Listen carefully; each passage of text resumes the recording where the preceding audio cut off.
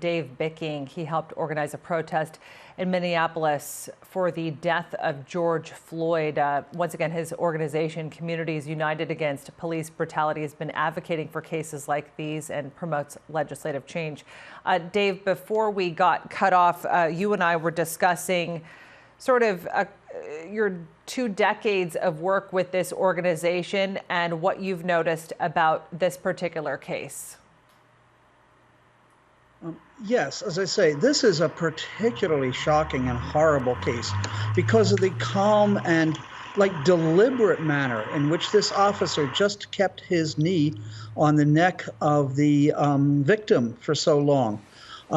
We see a lot of cases, and unfortunately, it's the other cases and the lack of any discipline, the lack of any accountability, the continuing problems with the culture that have led to a case so dramatic as this.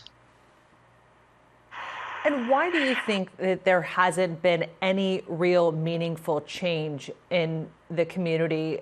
Because as you mentioned to my producer, this is something that, as you mentioned, has become very prevalent. Yes, the reason, I think, is because there is no discipline for the smaller, everyday brutality that we have. And we certainly have seen in the last year or two, the number of cases of deaths at the hands of the police is going up quite dramatically in Minnesota. The consequences don't fall on the officers.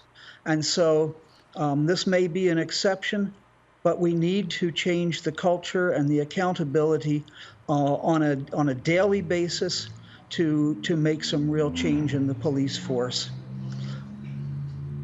Yeah. And of course, Dave, one of the interesting facts of this case is that was an illegal police maneuver that was used on George Floyd there. Dave Bicking, who helped organize that protest earlier today, thanks for being with us.